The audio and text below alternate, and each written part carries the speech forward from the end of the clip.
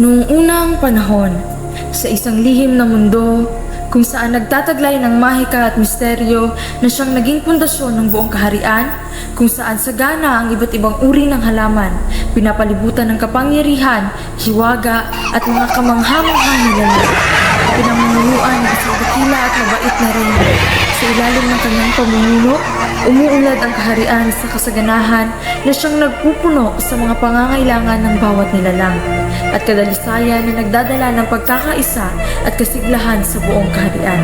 Subalit, sa isang iglap, nagbago ang lahat. Naudlot ang magandang balanse ng nooy mapayapang kaharian nang lumitaw ang isang matindi at mabagsik na kalaban. Nabalot ng anino, kasakiman at mapanatim na mga ng masamang pwersa, binabalot ng mapanganib na dilim ang dating kislap ng kaharian. Itinutulak ito patungo sa ligtas mo ang mga anak ko.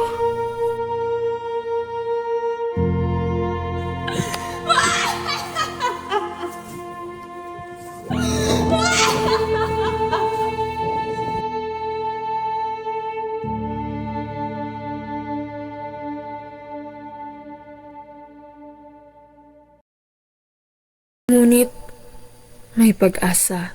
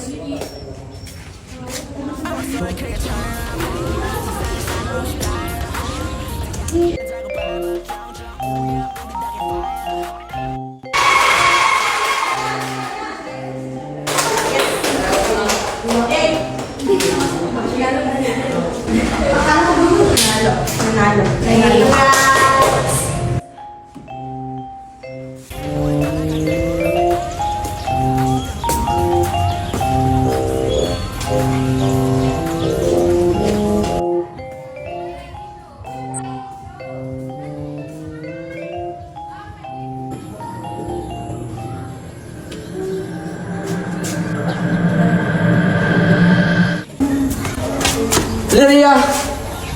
Do I know you? Kilala ba kita? Magkapatid niya si Vera. Ha? You're so weird. Okay.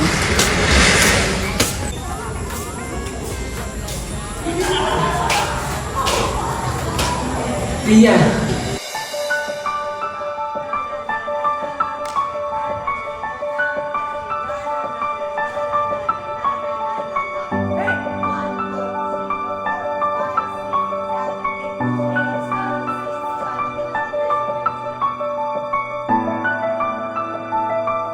I like you. Ew, you're not that type. Gusto ko kita eh!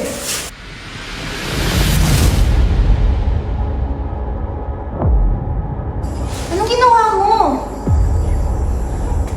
Oo na, naniniwala na ako. Pilit ko lang talagang tinatago yun.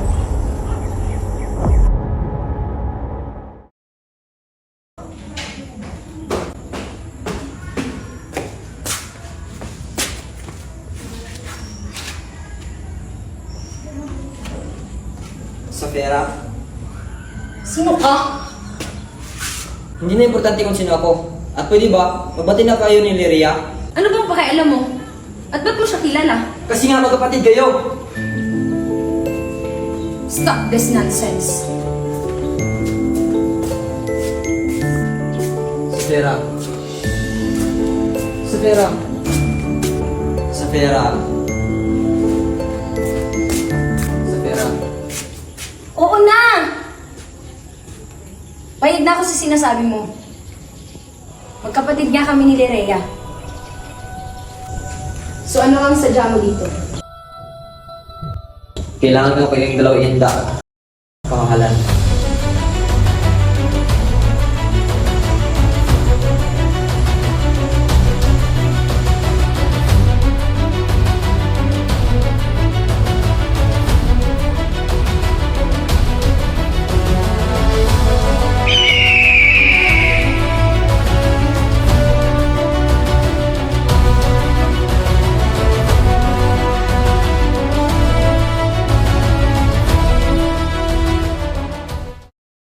Sa pagpapalakas ng inyong kapangyarihan, kailangan ninyo sumailalim sa matinding pagsasanay. Ikaw, Safira, taglay mo ang talas ng isip ng iyong ina. Taglay mo ang lakas at tapang ng iyong ama.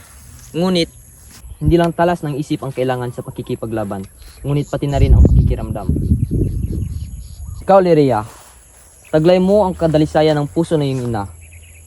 Ang karunungan ng iyong ama, sa pakikipaglaban, banayad ka. Ngunit, huwag mong hayaan ang puso mong manaig sa lahat ng oras. Ngayon, hahasain ko kayo sa paggamit ng sandata upang kayo maging tuluyang handa sa pakikipaglaban.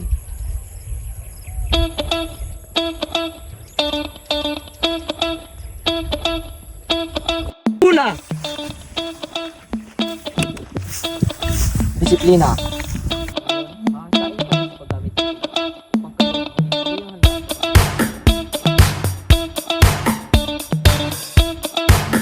Pangalawa, determinasyon. At ngayon, susubukan ko ang lakas ninyo at tapang. Hamunin kayo sa isang labanan, sapagkat kayo itinakda upang maging tagapagligtas. Amo na ba? Akala ko ba magti-training muna? Safira! Go sis! Fighting! Woo!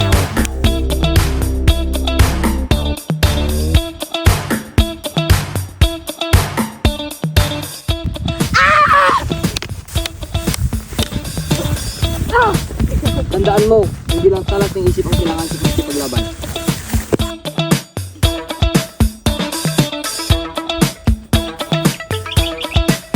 Diriya, ikaw ang susunod.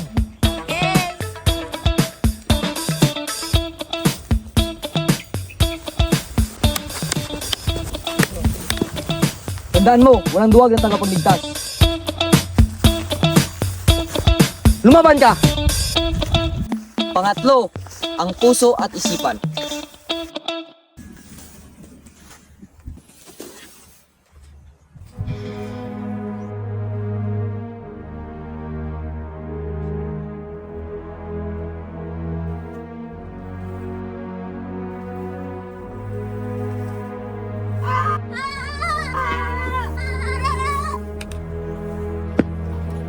Tandaan mo, kapag hinayaan mo ang galit mong manaig, talo ka. Mangmang!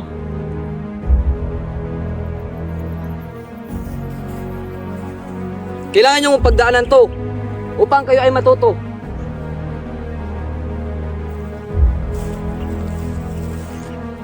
Tandaan nyo, disiplina, determinasyon, isip at puso.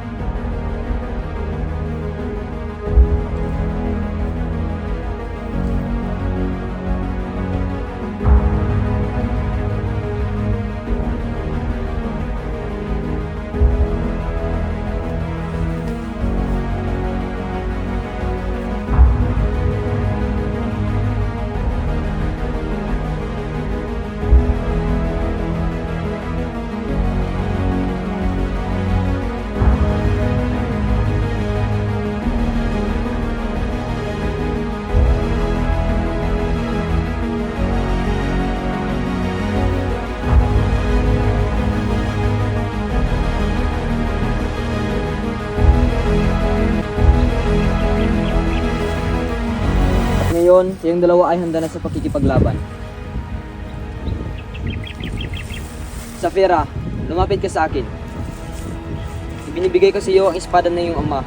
Taglay nito ang kapangyarihan at kadakilaan.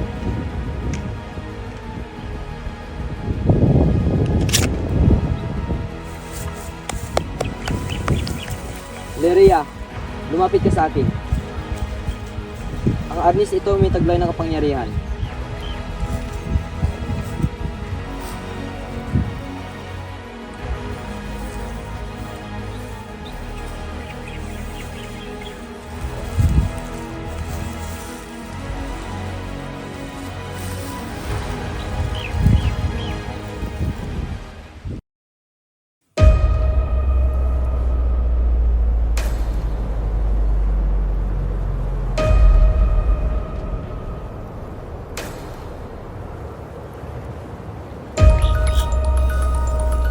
Nandito na siya!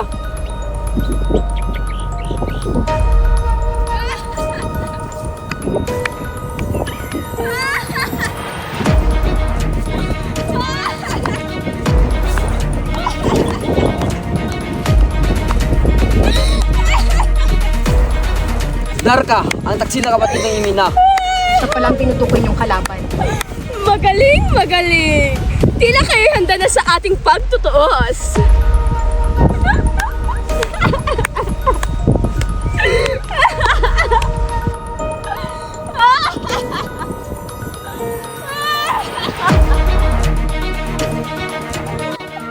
Sa tingin niyo, masisindak niyo ako? Hindi ko to kaya, ate! Isa akong tuwag! Lumaban ka! Leria! Oo, kawawa ka naman. Tila ikaw yung pinapain nila. Kuhang-kuha mo yung lambot ng puso ng iyong ina. Lirea! Lumaban ka!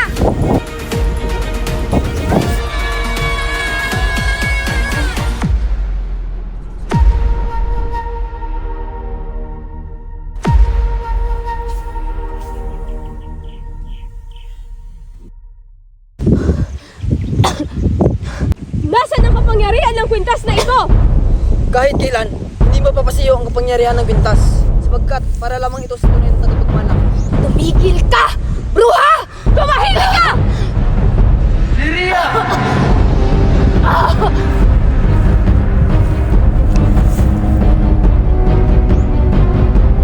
Walang hiya kayo!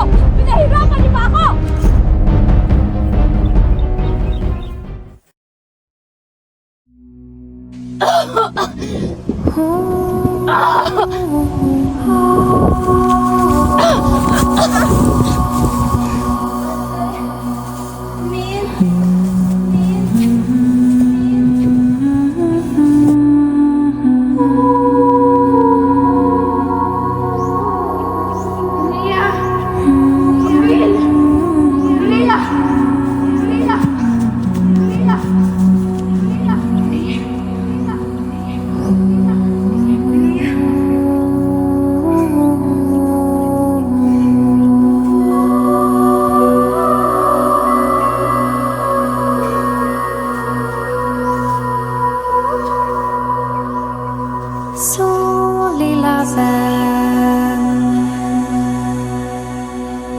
Timman för dig hem igen. Om du går vilse.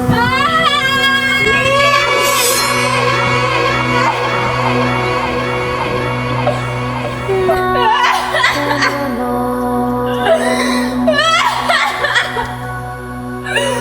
Tusen stjärnor skjutit sång. Dimmorna dansar.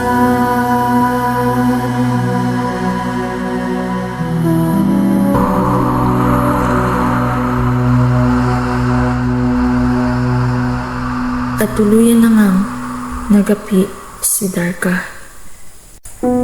Sa huli, kabutihan pa rin ang mangingibabaw laban sa kasamaan. Nang muling sumilaw ang liwanag na nooy sinakop ng kadiliman, Nagsimulang manumbalik ang hiwaga at kapangyarihang nagmumula sa mga halaman at bawat nilalang ng kaharian, kung saan ito ang naging saligan ng kanilang lakas at tuluyan nitong paglaya at pagangat. Sa marahuyong palasyo at ang silahis ng araw ay nagtatagpo, kung saan naninirahan ang mga dakilang tagapagligtas na ngayon ay mga ganap ng mga bataluman at tagapagpangalaga ng bawat nilalang sa kaharian.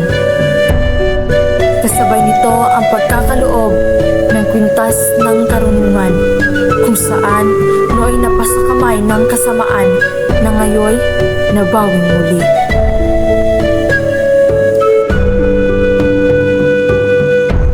Ang aking mga mahal na tagapagmana, Safira Lerea. Lerea, meron akong sorpresa para sa'yo.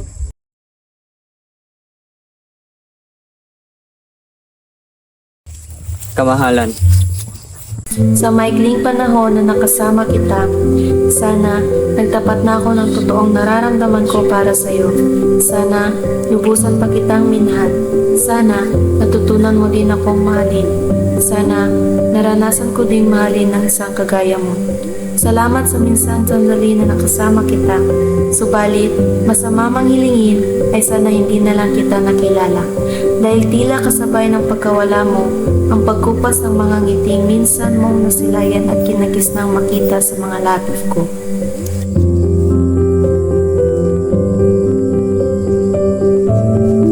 Lerea, Gustuhin ko mang makasama ka sa susunod na pahina, ngunit hindi na pwede aking paksa.